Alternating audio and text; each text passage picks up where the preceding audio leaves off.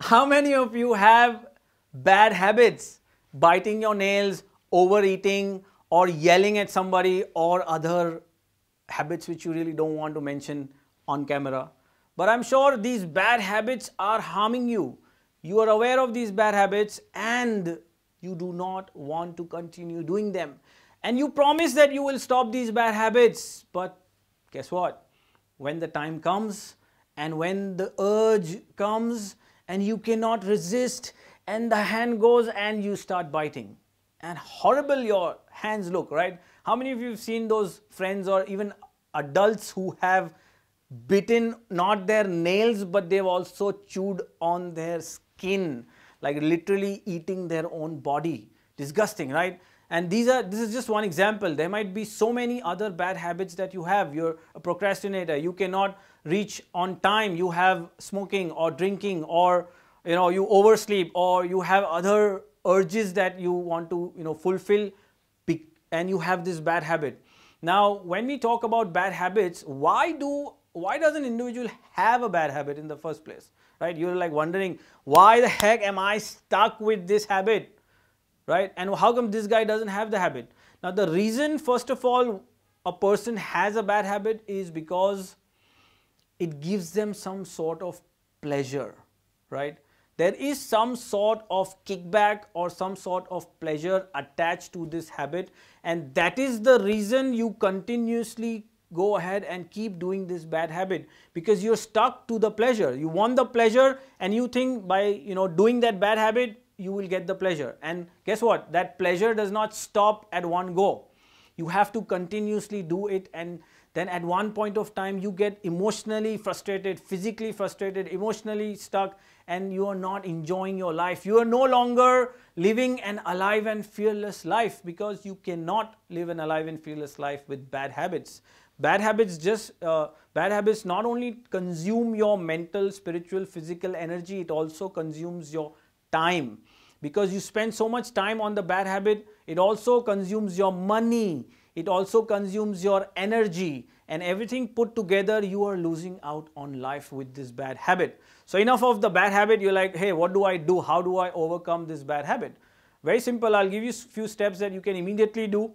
The first step is find out the source, right? Find out the source of your bad habit. Why is this important to find out the source? Very simply because when did this habit start? What age did it start? Who did you look at and got this bad habit, right? How did this habit come? Was it because of social conditioning? Was it because you observed some friends and you started smoking? Was it because somebody forced you to do it? Maybe whatever bad habit is, or you just subconsciously looked at somebody or looked at the media and you just developed the habit. It's important to dissect that first, understand the source, and then learn about the bad habit. I know so many people who have bad habits, and yeah, they know a little bit about the bad habit, but they do not go in detail. You're watching crap on YouTube and social media. I want you to go and research your bad habit. What is it doing to your physical body, to your mental body? What are the cost of these bad habits on your life? Figure it out. Get the knowledge, right? The more authentic source knowledge that you get in your head, the more it will help you to deal or battle this bad habit. So the first one is identify the source and learn about this bad habit. The second is detach yourself, right? Because the first you got the source, you're saying, hey, I was not born with this bad habit, right? Of course, nobody's born with bad habits. So you got it, so you detach yourself with the habit. You are not your habit. Got it? You are not your habit. So stop doing something which you already know you're not enjoying doing, and it's not making you be more alive and fearless and live a life you love, right? So detachment, very simple. The third is, what I want you to do is replace the habit with something else. So for example, if you are having a bad habit of constantly watching television, and you watch 1 hour, 2 hour, 4 hour, and then you're like, oh my God, this is getting addictive, it's becoming a habit and I can't do without it, then you have to replace it. Just by saying that I know that television harms me and it impacts me and it wastes my time and I have to do so many other things, and I'm going to stop it, and yeah, one day I'll stop it, and yeah, that day will come, and maybe, and someday, and what if it doesn't come and you die, right, with the bad habit. So what you want to do is you want to consciously replace it. So rather than watching television, what you can do is read a book, right? Replace it. Rather than, sitting home and watching television, go replace it with an activity, with a productive activity. So link your bad habits with another productive activity.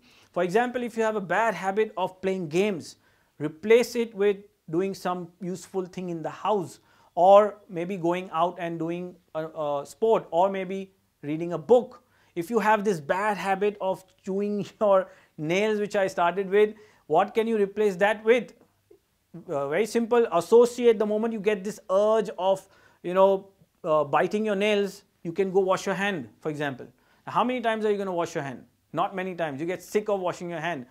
That interrupts the pattern, right? That interrupts the pattern. Or rather than this, putting your hand in your mouth and start chewing on it, go eat something which is more helpful, healthy. Eat a fruit, eat a vegetable, do something. Keep your mouth is in a need to chew. So you have to fulfill that urge with something which is more healthy, helpful, and useful, right? So make a list of all the bad habits on one column, and on the next column, replace it with healthy, productive habits, right? Habits are habits. One are bad and one are good. Replace the bad habit with a good habit, and once you replace it, guess what's the last step? You have to leave it to get stuck in your system.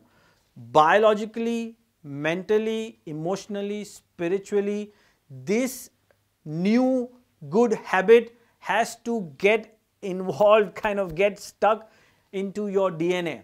And once you keep doing it, mostly 40 days is what we say, that if you do a good habit, you replace a bad habit and you do a good habit for 40 days, automatically your system does not need that bad habit and it's eliminated from you, from your life, from your body, and you will be out. But if you interrupt it and if you start going back to the bad habit, you will pick it up and you will start doing it again. So I hope this video helps you get over any bad habit that you have. If you have any questions, post them in the comment box below. Subscribe to our channel, go to mutsabadi.com and opt in for free training videos. Stay alive, stay fearless, dream big, and keep away from bad habits. Thank you for watching.